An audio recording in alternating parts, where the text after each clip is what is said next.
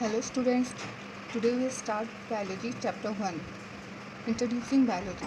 Biology को जानना, introduce कराएंगे। इससे पहले अपन इस चैप्टर में जानेंगे बायोलॉजी है क्या, है ना। बायोलॉजी जो वर्ड है वो ग्रीक वर्ड से लिया गया है, जो कि ग्रीक वर्ड से बना हुआ है। BIOS plus logos. बायोस का मीनिंग होता है लाइफ और लोगोस का मतलब होता है स्टडी। ठीक है, study of structure, function, evolution and inter relationship. Study करना किसकी, उसकी स्ट्रक्चर की। कोई भी लिविंग ऑर्गेनिज्म हो, उसका स्ट्रक्चर की स्टडी करना, वो कैसे फंक्शन करता है, कैसे इवोल्यूट होता है, और उसका इंटर रिलेशनशिप, जिसे हम क्या कहेंगे, लाइफ साइंस कहेंगे। ओके, अब आता है father of biology. Father of biology हम किसको कहते हैं, एरिस्टोटल को। ये स्पेलिंग थोड़ी सी गलत हो गई, तो ऐसा आना था, एरिस्टोटल को। ठीक है, फादर ऑफ बायोलॉजी एरिस्टोटल को कहा जाता है। अब बात आती है साइंस। साइंस में हम देखेंगे कि 3 पार्ट होते हैं, बायोलॉजी, फिजिक्स, केमिस्ट्री। और बायोलॉजी के 3 पार्ट होते हैं, बॉटनी, जूलॉजी, माइक्रोबायोलॉजी। इसी तरीके से हम देखते हैं। बॉटनी में स्टडी ऑफ प्लांट्स के बारे में, जिसके अंतर्गत हमको स्टडी करनी पड़े प्लांट्स के लिए, उसे हम बॉटनी कहेंगे। जूलॉजी के अंतर्गत हमको एनिमल्स के बारे में पढ़ना होता है, तो उसे जूलॉजी कहते हैं। नाम से ही स्पष्ट है, zoology. Microbiology, study of microscopic organism, जो कि हम नेगलेक्ट आंखों से नहीं देख सकते हैं, उनको हम माइक्रोस्कोपिक ऑर्गेनिजम्स के बारे में पढ़ते हैं, तो उसे माइक्रोबायोलॉजी। माइक्रो मीन्स बहुत सूक्ष्म। बैक्टीरियोलॉजी, बैक्टीरियोलॉजी जिसमें अगर हम बैक्टीरिया के बारे में स्टडी करते हैं। वायरोलॉजी जिसमें हम वायरस के लिए स्टडी करते हैं। अब बात आती है ऑर्गेनिजम्स की। और भी ऑर्गेनिजम्स होते हैं, जैसे एंटोमोलॉजी, माइकोलॉजी में हम फंजी के बारे में पढ़ते हैं। एंटोमोलॉजी के अंतर्गत हम इंसेक्ट्स के। Ornithology, study of birds. Bacteriology, study of bacteria. ये वो ब्रांचेस है जिसमें हम अलग अलग पार्ट के बारे में हम स्टडी करते हैं। अब देखते हैं morphology, study of external form and structure of organisms, जिसके अंतर्गत हम एक्सटर्नल मतलब हम साइज में, शेप में किस तरीके से दिखता है। जैसे ये एक किडनी का मैंने स्ट्रक्चर बनाया है, उसके अंदर हम देख रहे हैं कि हम कैसे किस तरह से लग रहा है। हमको टीचर्स नहीं पढ़ाते थे, जैसे राजमा लाइक स्ट्रक्चर, उसी तरीके से मतलब हम उसको देखना मॉर्फोलॉजी में देखते हैं हम, है ना। एनाटॉमी में हम क्या करते हैं, एनाटॉमी किसे कहते हैं, study of internal structure, function, location and organisation of organism.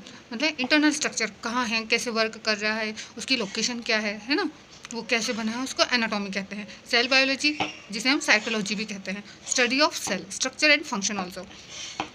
Cell के बारे में जाना, हम इसके अंतर्गत सेल से रिलेटेड सब चीज़ों को हम कवर अप करते हैं, इसलिए हम इसे बोलते हैं सेल बायोलॉजी और cytology. Molecular biology, branch of biology that dealing with the study of formation, structure and macro molecules. मतलब वो मैक्रो मॉलिक्यूल जो ज़्यादा उसमें पाए जाते हों, उनके बारे में पढ़ना। मॉलिक्यूल्स के बारे में जानना कि कैसे वर्क करे, कैसे फॉर्म है, क्या स्ट्रक्चर है उनका। और मॉलिक्यूलर में आ जाते हैं न्यूक्लिक एसिड और प्रोटीन्स। ओके, अब आता है physiology, study of function and activities, है ना। कैसे वर्क करता है कोई भी जो ऑर्गन है, वो किस तरीके से एक्टिविटी करता है, किस तरह से फंक्शन करता है, उसे कहते हैं। हिस्टोलॉजी को, the study of different types of tissues को हम क्या कहेंगे, हिस्टोलॉजी कहेंगे, जिसमें हम टिश्यूज़ के बारे में पढ़ते हैं। सेल के लिए पढ़ेंगे तो सेल बायोलॉजी, टिश्यूज़ के लिए पढ़ेंगे तो हिस्टोलॉजी। न्यूरोबायोलॉजी को हम क्या देखेंगे, स्टडी ऑफ नर्वस सिस्टम। जब हम किसी नर्वस सिस्टम के बारे में स्टडी करते हैं तो हम उसे बोलते हैं neurobiology.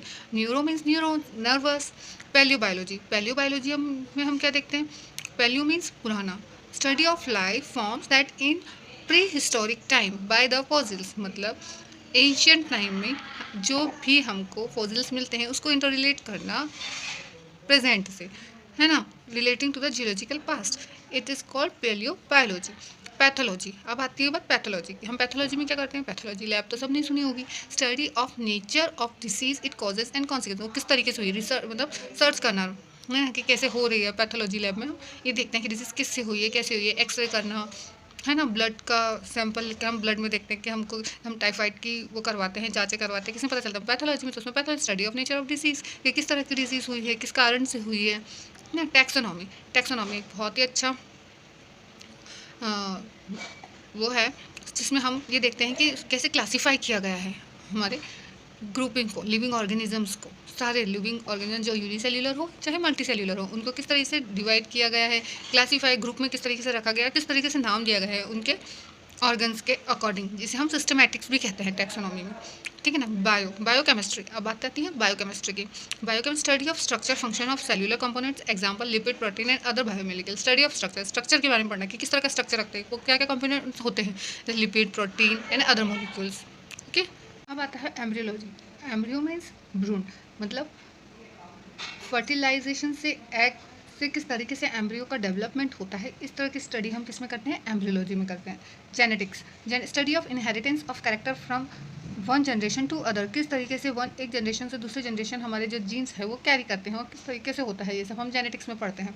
Ecology, study of environment and relationship between living organism and environment, किस तरीके से इकोसिस्टम में इन्वायरमेंट और लिविंग ऑर्गेनिजम्स के बीच में एक रिलेशनशिप होता है जिसमें वो दोनों रहते हैं, किस तरीके से रहते हैं उसे, जैसे कि लिविंग थिंग्स में आ जाते हैं, सॉरी नॉन लिविंग में आ जाते हैं, इकोसिस्टम में आ जाते हैं, फॉरेस्ट, रिवर, माउंटेन्स, ये सब, और कैसे लिविंग ऑर्गेनिज्म इनके साथ संबंध बनाते हैं। Evolution, study of changes in organisms over million of years, किस तरीके से चेंजेस आता है, एकदम चेंजेस एकदम तो नहीं आ जाता है, कैसे होता है ये सब मिलियन ऑफ ईयर्स में, इसकी स्टडी करना इवोल्यूशन के अंतर्गत हम करते हैं।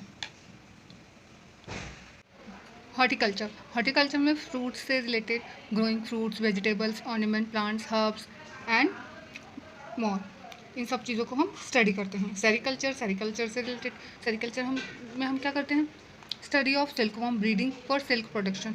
सेरिकल्चर के ये जानना कि सिल्क की पैदावार को कैसे बढ़ाया जाए, है ना। जब हम बड़े स्तर पर सिल्क वॉर्म को लेकर हम सिल्क प्रोडक्शन करते हैं तो उसकी स्टडी को हम क्या कहते हैं, sericulture. Pisciculture, study of technique of growing fishes, उसको हम बोलेंगे pisciculture. Biotechnology, study of use of micro organisms in industries, और माइक्रो ऑर्गेनिजम्स का भी सभी का अलग अलग यूजेस होता है तो उसको हम क्या बोलेंगे, बायोटेक्नोलॉजी। ठीक है। अब पढ़ते हैं लिविंग एंड नॉन लिविंग की तरफ, कि बायोलॉजी हमें किस तरीके से हेल्प करती है, यदि हम उसके बारे में जानेंगे, रिसर्च करेंगे तो हमें किस तरीके से हेल्प करेगी। Understand the world, there interaction with each other, हमें हमारी वर्ल्ड को समझने में हेल्प करती है और हमें किस तरह से इंटरेक्ट करना है ये बताती है। Pave the way for future study, मतलब हम आगे चल के किस तरीके से फ्यूचर में हम इसका अच्छे तरीके से यूज़ कर सकते हैं वो बताती है। इम्प्रूव करना क्वालिटीज़ को, क्योर करना डिजीज़ से, grow more food by developing new breeds, अच्छी ब्रीड्स को लाके हम प्लांट्स में पोल्ट्री को, कैटल की लाइफ को और डेवलप कर सकते हैं। मेंटेन करना इकोलॉजिकल बैलेंस को मेंटेन करना, understand about ecosystem and take decision about issues such as certain antibiotic, genetically modified crops, removing of invasive species and controlling pollutions। इसमें इन्वेसिव स्पीशीज़ की डिफ़िकल्टी स्टॉप, मतलब जो खरपतवार होती हैं जो उगती हैं उनको हम कैसे स्टॉप कर सकते हैं, इन सब चीज़ों को हम जान सकते हैं बेटर वे में। टॉपिक है living and non living things. हम चारों तरफ यदि हम देखें, हम किसी न किसी लिविंग या नॉन लिविंग थिंग्स से हम घिरे हुए हैं, हम टच में रहते हैं, लिविंग हो चाहे वो नॉन लिविंग हो। लेकिन हाँ, एक एक्सेप्शन है वायरस लिविंग में भी आता है और नॉन लिविंग में भी आता है। लिविंग में आता है कैसे, क्योंकि वो अपने आप को मल्टीपल सेल्स में, होस्ट सेल के ज़रिए वो मल्टीप्लाइज कर लेता है अपने आप को। और नॉन लिविंग इसलिए क्योंकि वो सेल कैरी नहीं करता है, इसलिए वो living and non living things में वायरस को एक एक्सेप्शन है, जो ना ही लिविंग में आता है और ना ही नॉन लिविंग में आता है। नहीं हम पूरी तरीके से उसको लिविंग कह सकते हैं, ना ही नॉन लिविंग कह सकते हैं। अब बारी आती है सेल की। सेल लिविंग थिंग्स के बारे में यदि हम जानेंगे तो उसमें तो सेल तो होगी। सेल के थ्रू तो हम मेटाबॉलिक प्रोसेस करते हैं, रिप्रोडक्शन करते हैं, रेस्पिरेशन करते हैं, ग्रोथ करते हैं, रिपेयर करते हैं, अडेप्टिबिलिटी रहती है हमारे अंदर, हम अडेप्ट कर पाते हैं अपने नेचर में और एक्सक्रीट कर पाते हैं। ठीक है, जैसे कि birds, trees, insect, animals etcetera. Non living do not have life and do not die, और वो ना ही उसमें लाइफ होती है, ना ही वो जीते हैं और ना ही मरते हैं, जैसे chair, table, rock, glasses and so on. Microscope वो एक इंस्ट्रूमेंट है जिसके अंतर्गत हम ये देखते हैं माइक्रोस्कोप, मतलब छोटी छोटी चीज़ें जो हम नेगलेक्ट आंखों से नहीं देख पाते हैं, है ना, अपनी आंखों से नहीं देख पाते, इसलिए हम एक इंस्ट्रूमेंट के ज़रिए हम देखते हैं। माइक्रोस्कोप 3 तरह के होते हैं, डायसेक्टिंग, लाइट एंड इलेक्ट्रॉन।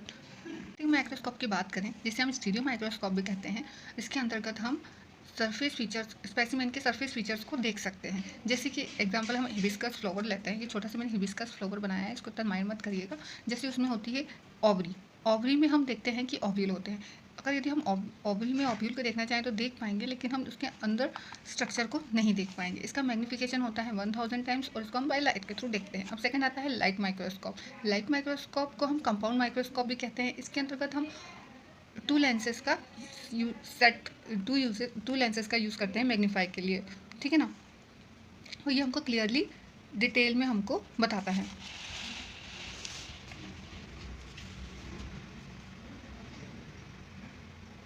और ये very thin pieces of larger object, मतलब बहुत पतले पीस को बहुत लार्जर में हमको शो करता है। एग्जांपल जैसे कि क्रॉस सेक्शन हुआ, लीफ और ह्यूमन, ब्लड वेसल्स हुए, फंगी हुए, प्रोटोजोन्स हुए। और हम इन सब चीज़ों को कैसे देखते हैं, स्टेन डाई करके। हमको फिनोप्थेलिन का यूज़ करना पड़ता है जब जाके हमको ये कलरफुल दिखाई देते हैं, ठीक है। अब आती है गैलीलियो गैलीली की, जिसे हम गैलीलियो, ये एक डिवाइस है जो कि हमको मैग्नीफाई करके दिखाती है स्टार्स को, ठीक है। अब इस गैलीलियो को हम है ना फादर ऑफ फिजिक्स भी कहते हैं और फादर ऑफ मॉडर्न साइंस भी कहते हैं। बहुत इंपॉर्टेंट है, इसको अच्छे से देखिएगा। यानी कि इलेक्ट्रॉन माइक्रोस्कोप, जो कि थर्ड टाइप होता है माइक्रोस्कोप का।